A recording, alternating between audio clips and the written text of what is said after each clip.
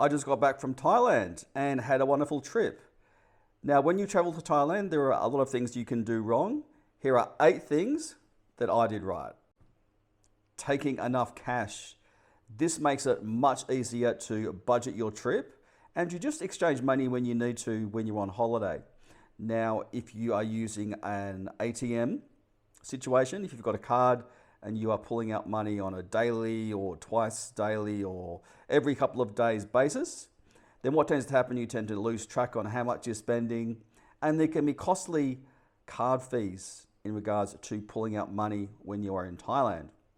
The benefit of having cash is that you can exchange when you need to, you can exchange how much you need to, and in my case, I had some baht left over for my next trip.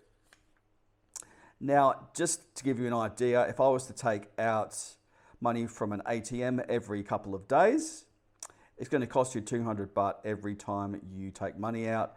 And over a period of 1 week to 2 weeks, these charges can add up. If you were to pull money out 10 times, in that period, you're looking at 200 times 10 is 2,000 baht, which is not a small amount of money. So really the best option is to take cash, take enough of it, keep to your budget. So when you get home, you've got some cash left over. Here's one that most people don't think about. Being smart when you're having a drink in Thailand. Now, the drinking culture in Thailand is really, really good. There are plenty of awesome bars and places to drink. However, there are certain things you should know when you are having a drink in any sort of bar in Thailand. And I'll let you know these things. Number one is these bars can be a bit of a money trap. So be aware of your surroundings and don't let anyone pressure you into buying drinks that you don't want. What I mean by that is get to a bar, order a drink, sit down, have a good time, potentially buy someone else a drink at that bar, get them to sit with you. Again, have a chat, have a good time.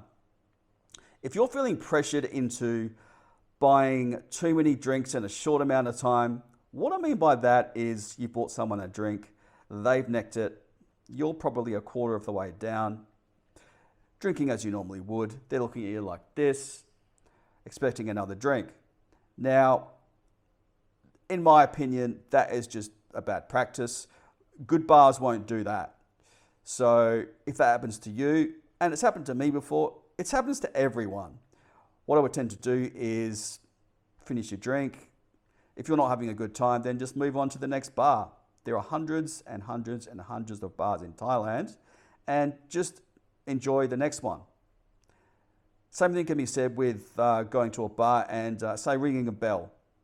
I've seen this happen a lot, and hey, it's fun. You're ringing a bell and you're buying drinks for everyone. However, the costs add up, and if you're not looking at your check bin too often, then what can happen is that in a blink of an eye, you spend thousands and thousands and thousands of baht.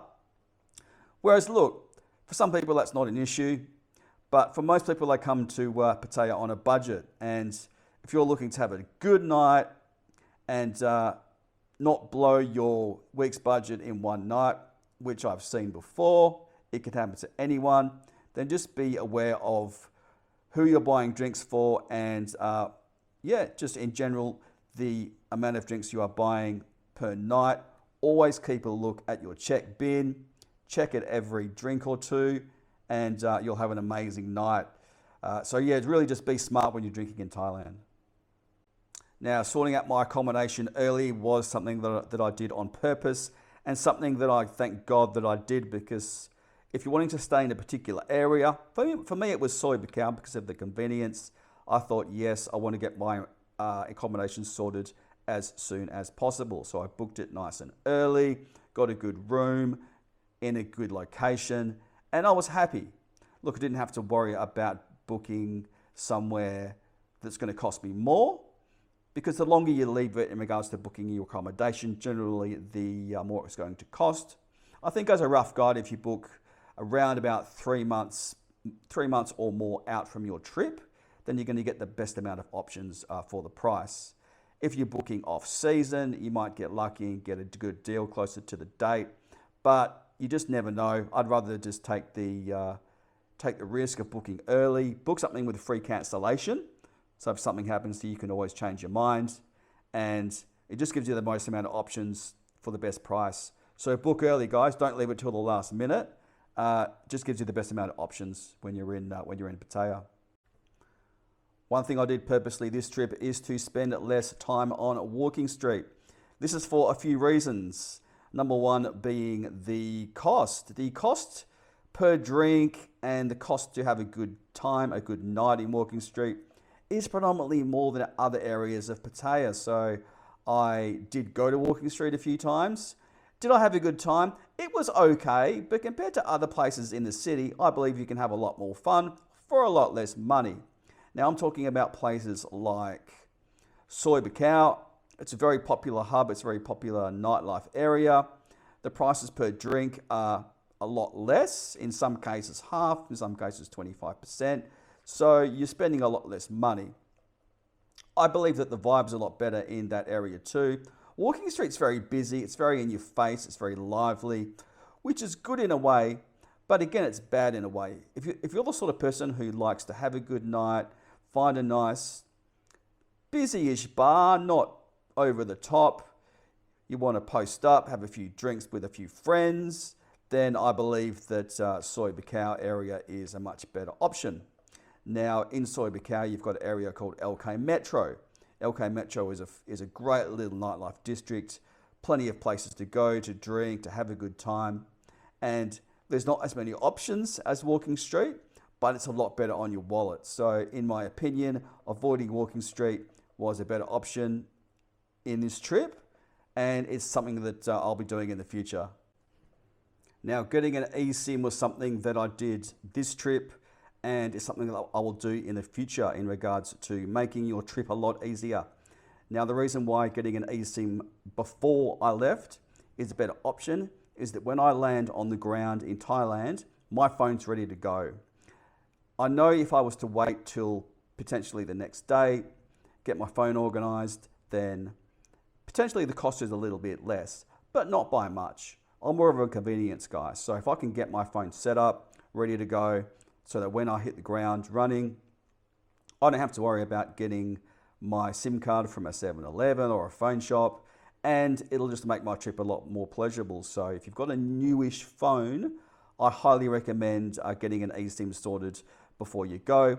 I went with a company called Orolo, I believe they're called, and they're very good, very easy to use. Step by step, they'll let you know how to use your eSIM.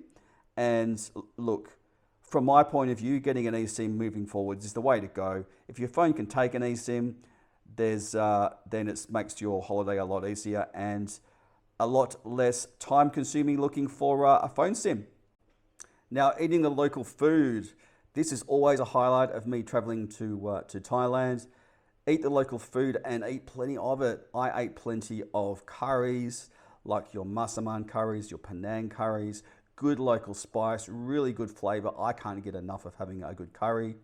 Things like pad krapao. Pad krapao is a dish that has some rice, normally minced pork, a bit of egg, nice sort of spicy sauce, and very inexpensive. Then you've got things like your classic pad Thai, plus many, many, many more classic Thai dishes that you can enjoy when you're in Thailand. This can save you a lot of money because if you're getting Western dishes do tend to cost a lot more. And you're in Thailand, so for the most part, having authentic Thai food is all part of the experience. So I do highly encourage you to eat Thai food and enjoy plenty of it. Now, something that I did purposely this trip was to make sure I was doing something during the day. Now, the trap of Pattaya is that you go out at night, you might have a few too many late nights in a row, and you might get lazy and not do too much during the day.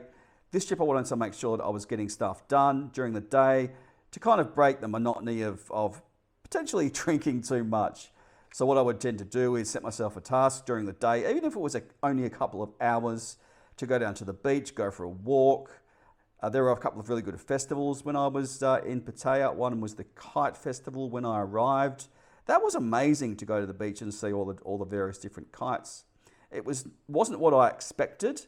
I expected general kites, but they had massive, massive kites, and it was a good all-around vibe. Lots of people there. There was lots to see and do, lots to eat, so highly recommended. Same thing with the music festival. I went to check that out whilst I was there. Got some good footage, saw some good local music. Just things that you can do during the day to break the monotony of sitting in a bar 24/7 whilst you're on your holiday. Look, that's fun to me, and I love that. But if I can do what I call a side quest for the day, get out, do something completely different, then that's something that I do live for when I'm on holiday. So set yourself a good side quest. Do something that you wouldn't normally do when you're on holidays, and you'll remember it when you get back. Trust me. Now, lastly, I want to talk about something that most people don't do. I did it on this trip, and I think it saved my holiday from me having an okay to an average time to having a really good time. And this is getting enough rest. Now, you might only be in Thailand for a short amount of time, but if you have one or two heavy nights of drinking, I'm talking about till the early hours of the morning, you might feel pretty average for a few days after that. So my advice is, if you go out to have a good time, but cap it early. I'm talking in Pattaya, early is probably 2 to 3 a.m. That's when I capped most nights. And by capping it at about 2 to 3 a.m., get home, have a good night's sleep, wake up, I wouldn't say fresh, but not as bad as it could have been. If you leave it too late, if you go all night, you've been drinking like a fish, you wake up, you're not right for potentially days after. And you can't go the next day. One thing I found with my last holiday is that I was able to have a good night without going super over the top, wake up, get some lunch, and go again later that evening, later that night. So have a great time, enjoy your night, but yeah, just get enough rest. Even if you sleep during the day for a few hours, it's good to recharge the batteries, and it means you'll enjoy your holiday a lot more.